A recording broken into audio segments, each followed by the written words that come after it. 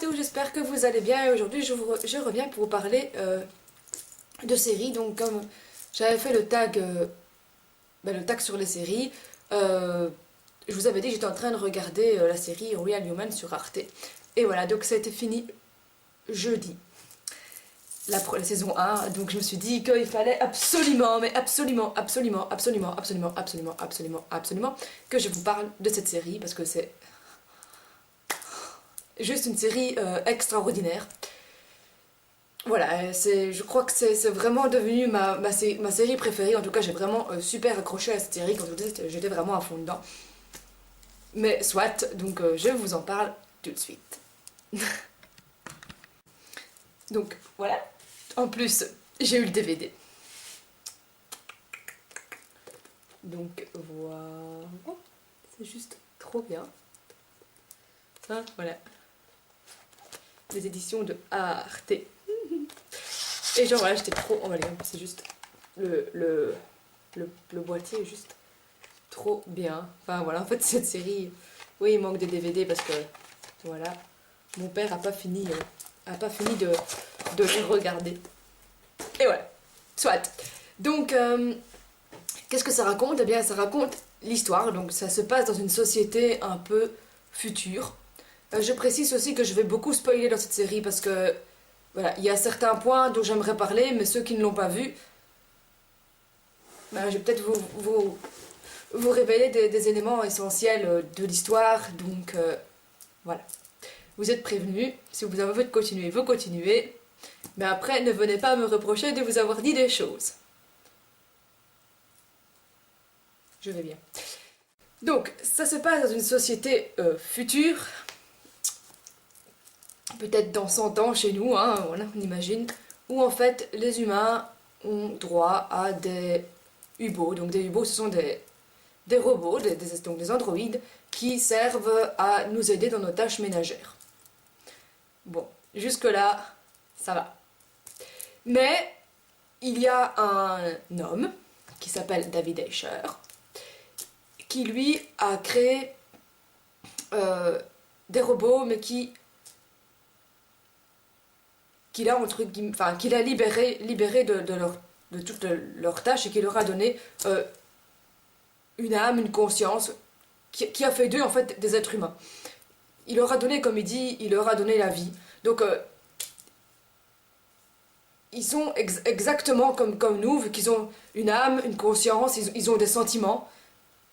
Ils sont exactement comme nous. Et ces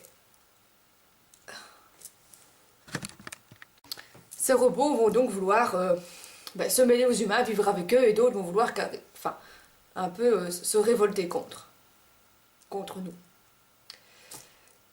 Donc voilà, ça c'est en gros le résumé de l'histoire. Et là-dedans, en fait, il y a des années auparavant, on revoit en fait toujours des espèces de flashbacks. Et c'est en fait l'histoire de David. Donc David qui vivait dans une belle maison au bord de la mer. Et ouais, il était certainement riche et il avait trop de chance, sa maison est juste trop belle. Je vais arrêter de dire des conneries, non mais il habitait dans une maison au bord de la mer, avec sa femme, Béatrice, et son petit garçon, Léo. Et Mimi qui était un Hubot. Et il se fait qu'un jour où David, on ne sait pas où il est, Béatrice, donc la maman de Léo, va se baigner et elle se noie. Donc Léo va sauver sa maman, mais il se noie. Et oui, histoire tout à fait triste. Et c'est Mimi, donc le Hubot, qui va sauver Léo. Enfin, qui va le sortir de l'eau. Mais donc, ce petit garçon Léo est déclaré comme étant cliniquement mort.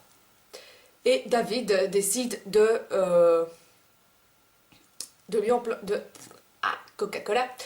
lui implanter un cerveau numérique, donc comme ce Hubot, pour lui permettre de vivre à la seule condition qu'il va... Parce qu'en fait, les robots doivent se recharger, ben lui ce sera pareil, il va devoir se recharger comme comme, comme un robot, mais tout en étant humain. Enfin, c'est très particulier. Par la suite, David va apparemment mourir. Il va également aussi, avant de mourir, donc donner la vie à tous les robots qu'il a chez lui. Donc Mimi. Il a aussi, après je vous dirai un truc marrant, Niska, qui, je vais vous les montrer. Béatrice, sa femme, il a recréé aussi un robot qui a exactement la même apparence que sa femme. Donc voilà. Donc ça c'est la fameuse Mimi. Je trouve qu'elle est trop belle en plus, cette actrice. Enfin voilà, avis personnel. Et je suis mal cadrée. Ça c'est Niska. Et Léo. Là-dessus, il est pas beau, mais putain, qu'est-ce qu'il est beau dans la série. Enfin, soit. Je viens de dire un sale mot. Donc je disais, donc il donne la vie à Mimi, Niska. Béa, sa femme qu'il a transformée en robot, c'est Niska qui lui donne la vie. Deux autres aussi, Flash et Gordon. Donc comme Flash, Gordon. Et aussi, enfin, plein d'autres. Et il leur donne, il donne à Niska un disque dur qui contient tout le code source en fait de leur conscience, qui leur permet d'avoir cette étincelle de vie qu'ont tous les humains. Et il donne une autre partie à Léo. Un peu plus tard, donc ils décident de tous, ils s'en vont du laboratoire de David. Et ils arrivent dans une maison pour se recharger. Et là, il y a des trafiquants de robots qui enlèvent Mimi.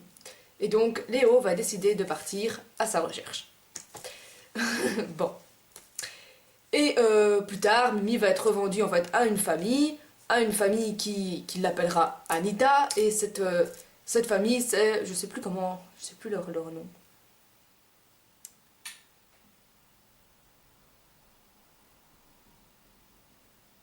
Enfin, cette famille va en fait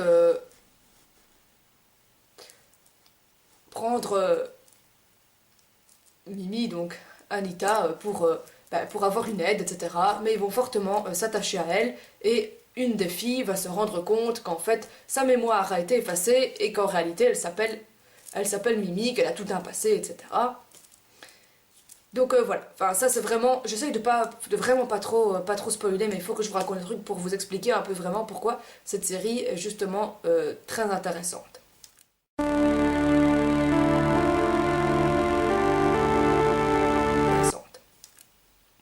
Le truc, c'est qu'il va commencer à se poser des tas de problèmes. Notamment aussi, il y a un groupe qui est contre les robots, donc qui s'appelle les Real Humans, et qui vont essayer de commettre tous des attentats pour essayer d'empêcher que les UBO existent, parce qu'ils ont peur qu'ils contrôlent le monde. Et il y a aussi des tas de problèmes d'éthique qui vont se poser, parce que par exemple, il y a des gens, donc des humains, qui vont se mettre en couple avec des UBO. Donc, il y a des gens qui n'acceptent pas ça. D'ailleurs, il y en a 2 qui vont être empêchés d'entrer dans un dancing parce qu'elles sortent avec des UBO. Et donc, finalement, c'est un peu une série qui dérange. Parce qu'on se dit que si jamais on arrive à donner... Enfin, je n'exprime bien sûr que mon avis personnel. Si jamais on arrive à donner une conscience à une machine, ça voudrait dire qu'elle pourrait potentiellement tomber amoureuse de nous et qu'on pourrait tomber amoureuse, enfin, qu'on pourrait avoir des sentiments pour finalement un ordinateur ou un objet. Donc c'est vraiment c'est assez dérangeant, parce que finalement on se dit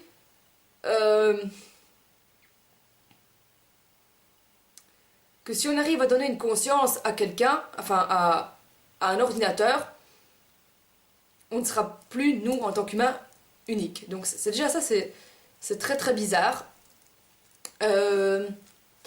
Et je sais bien qu'il y a beaucoup, beaucoup de gens qui sont titillés par cette série à cause de ce problème-là. Moi, je veux dire, personnellement, ça...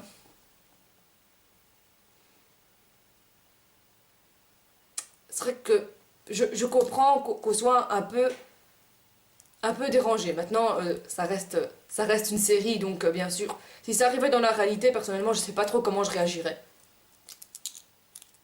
Il y a aussi...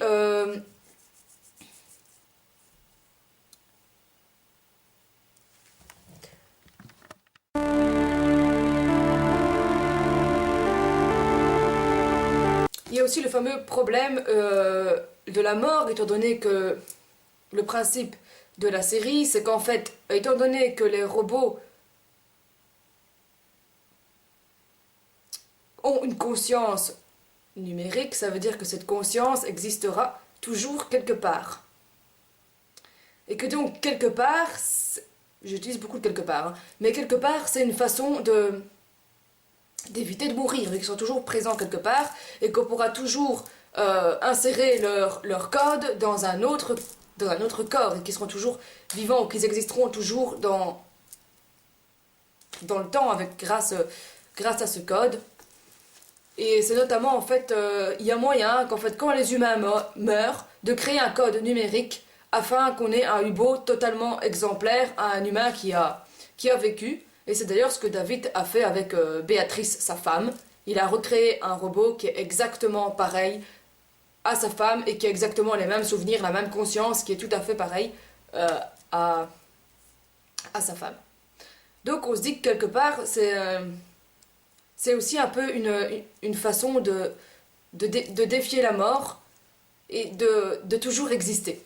Donc ça aussi, c'est un peu bizarre parce qu'on se dit que, enfin bien sûr, c'est normal, on voudrait certainement pas mourir, mais c'est une série qui nous pose beaucoup de questions, je crois, sur nous-mêmes, sur la société, et qui a un petit côté comme ça philosophique et qui nous fait vachement réfléchir sur notre condition, on va dire, d'humain, sur notre sens, sur le sens de notre existence, et qui nous fait poser vraiment des tas de questions. Voilà. Et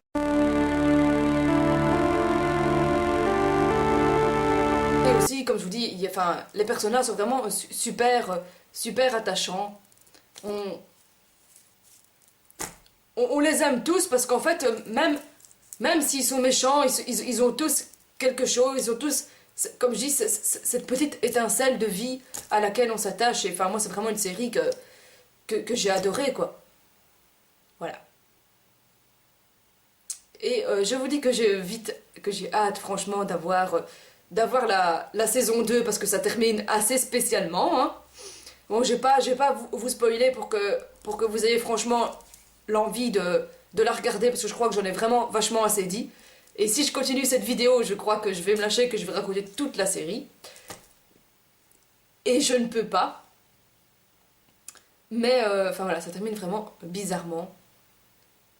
Enfin, voilà, donc j'ai hâte d'avoir la saison 2 qui va sortir seulement en 2014. Donc je sais pas trop comment je vais faire.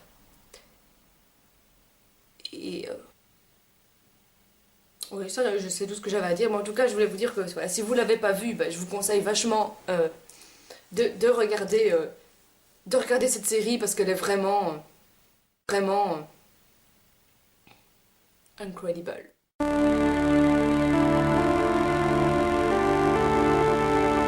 Que je pense à ça aussi. Si vous êtes un peu...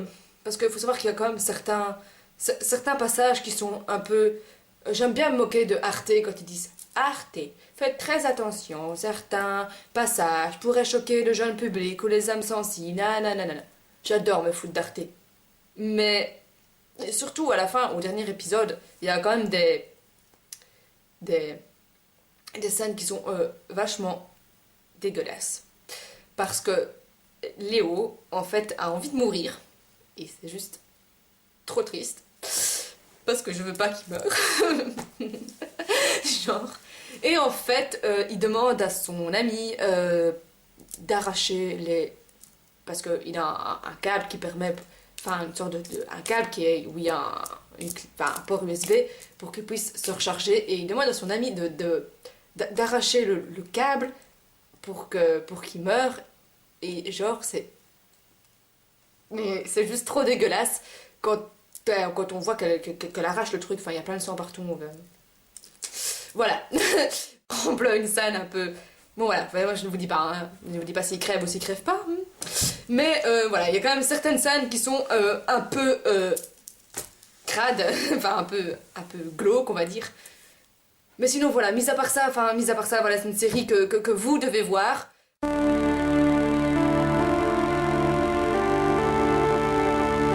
Mis à part ça, voilà, c'est une série que vous devez voir. En tout cas, si vous l'avez vue, j'aimerais bien aussi avoir votre avis sur la série, parce que voilà. Moi, c'est vraiment une série qui m'a plu, mais je sais qu'il y a beaucoup de gens qui n'ont pas aimé, et notamment des gens aussi qui n'ont pas aimé le passage où on voit où la pasteur sort avec la bibliothécaire, parce que voilà, apparemment pour eux, une pasteur ne peut pas être homosexuelle. Enfin voilà, je sais pas qu'il y a plein de petites choses comme ça qui ont un peu titillé les gens, un peu choqué les gens.